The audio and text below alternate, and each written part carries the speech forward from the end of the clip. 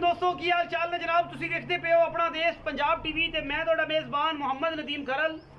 सब तो पहले अपने चैनल ਨੂੰ करना सबसक्राइब ते बेल आइकन ते क्लिक करना एक अच्छी ते बेहतरीन वीडियो दा नोटिफिकेशन हमेशा ही तरह वीरां ਨੂੰ मिलता रहे। वीर वेखते रहन। आज दो सस्तियां ते बेहतरीन और नायाब गावां ਤੁਹਾਡਾ वीर नदीम खरल लेके हाजिर होया। दोवां दे पीछे बच्चियां ने, एक जनाब देसी साहिवाल क्रॉस है और एक जनाब जर्सी ते आस्ट्रेलिया का क्रॉस है और विच हल्का फुल्का साहिवाल भी आंदा जांदा है। पिछे कमाल दी बड़ी खूबसूरत बड़ी नायाब अच्छी इन्हें दी है। यह जनाब पहले नंबर वाली गां है साढ़े कोल, ये हुणे ही सूई है जी सजरी। बड़ा थोड़ा जिहा साइयां कढ़ ले बच्ची नूं चो पी के पवाया है, बाकी जेर शेर इन्हें पा दी है। बच्ची नूं माशाअल्लाह गां नूं माशाअल्लाह अडर चंगा है, थण चंगा है, बरीक पूरी है, दुध 15-17 किलो इंशाअल्लाह छड्डदी नहीं। ये पिया फट ते और इंशाअल्लाह मुल भी बड़े सस्ते ते सवले करावांगे इंशाअल्लाह, बड़े प्यार वाले बड़े मुहब्बत वाले। और जनाब सुबह है दूजा खास क्रॉस जनाब ये गां है। पिछे जनाब बड़ी खूबसूरत अबलक बच्ची, नास तो लैके मत्थे की फुल्ली तो लैके चारे पैर बड़े खूबसूरत सफ़ैद उत्तों लाल अबलक के क्रॉस बच्ची है। बड़ी नायाब चीज़ है, बड़ा खूबसूरत पीस है।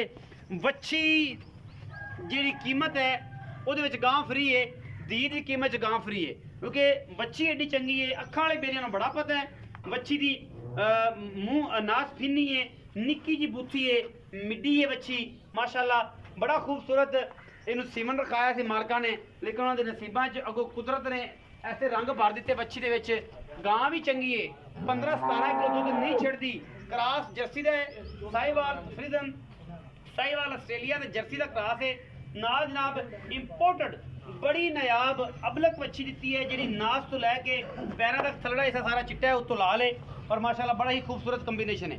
ये जनाब गां सजरी सूई जेर विखाया कैमरामैन साहब। बाकी गल्लां ए जनाब जेर शेर पा गए सोने रंगी हुई खड़ी अल्लाह के फजल नाल। ये पहले नंबर से गां है जी, कोई वादा घाटा नहीं, किसी किस्म का फिजिकली अल्हम्दुलिल्लाह बड़ी खूबसूरत और बड़ी ही नायाब चीज़ है। ये पहले नंबर से टोरो जी सब भाई।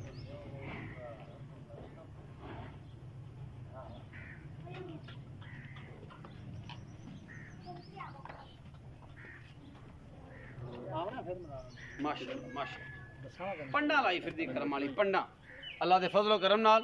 ये जी हीरे जड़े ने माशाअल्लाह सस्ते मुल्लां च कदे आंदे ने और इंशाअल्लाह जेडे दोस्त गवाल चोना चाहते ने या इन्हों वैसे वेखना चाहते हैं वो जानवर जड़े ने इंशाअल्लाह वे जड़े सस्ते और बेहतरीन जानवर जड़े ने तुहानूं पता है हमेशा की तरह साडी अवली तरजीह होंदी है वीरां वास्ते। पिछे जनाब बच्ची है अबलक बड़ी नायाब मां दे मुल दी धी है। जेड़ा वीर जनाब बच्ची समझदा है उन्हें गां छड्डनी नहीं। बाकी तुहाडे सामने सारा कुछ ते गां नंबर 2 विखाओ जी, फिर भाई आसफ नाल गल्लां सारियां करते हैं। गां नंबर 2 दिखाओ जी।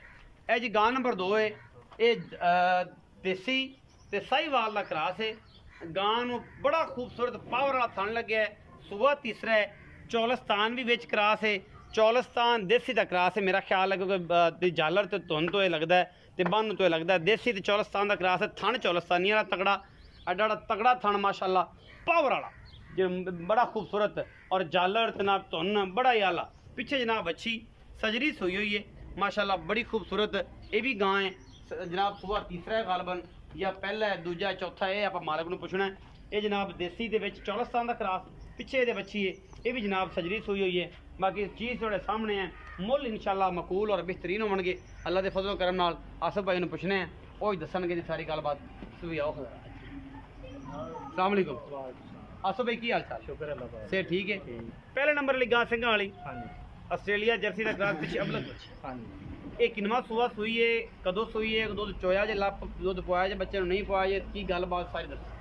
ये गां दूसरा सुबह सूई दूसरा सूई ते 3 सिर वाला चोया बच्ची ने पिया, बच्ची ने पियाया 3 सिर चोया हौली की बच्ची ने पिया ते थोड़ा जा ना जेर सड़ देती है जेर छोड़ दी। हाँ उन गां ने जेर सड़ दी, दोबारा साफ कर देने।